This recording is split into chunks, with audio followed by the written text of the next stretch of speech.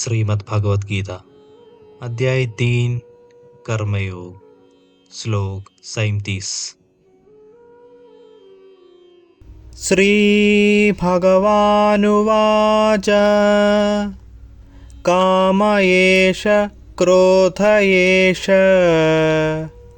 रजोगुणसमुद्भवः महाशनो महापाप्मा विध्येनमिह वैरिणम्।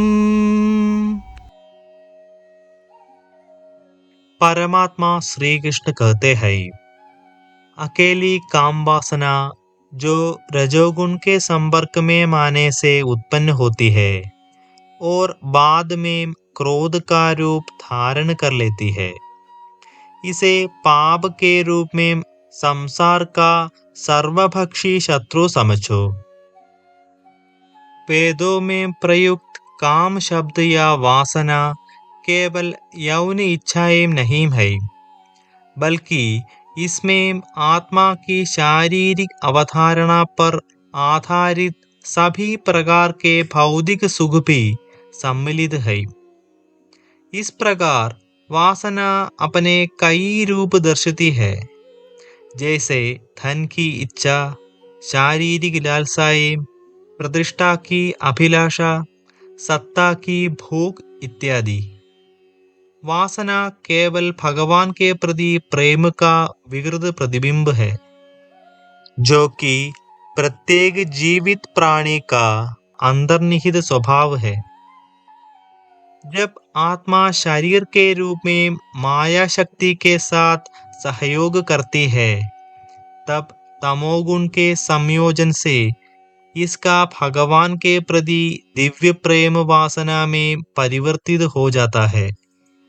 चूंकि दिव्य प्रेम भगवान की सर्वोच्च शक्ति है, किंतु भौतिक क्षेत्र में इसका विकृत स्वरूप जो कि काम वासना है, वह भी सांसारिक क्रियाओं की अति प्रबल शक्ति है। श्री कृष्ण ने सांसारिक सुखों के भोग की लालसा को पाप के रूप में चिन्हित किया है, क्योंकि पाप घातक प्रलोभन हमारे भीतर छिपा रहता है। रजोगुण आत्मा को भ्रमित कर उसे यह विश्वास दिलाता है कि सांसारिक विषय भोगों से ही तृप्ति प्राप्त होगी। इसलिए किसी भी मनुष्य में इन्हें प्राप्त करने की कामना उत्पन्न होती है। जब कामना की पूर्ति होती है, तब इससे लोभ उत्पन्न होता है और इसकी संतुष्टि न होने पर क्रोध उत्पन्न होता है। कामना, लोभ और क्रोध, इन तीनों विकारों से ग्रस्त होकर मनुष्य पाप करता है। लोभ कुछ नहीं है, किंतु यह कामनाओं को प्रबल करता है, जबकि क्रोध कुंठित इच्छा है।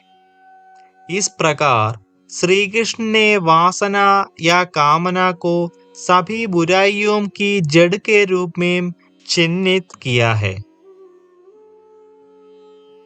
आगे हम विस्तार से चर्चा करेंगे।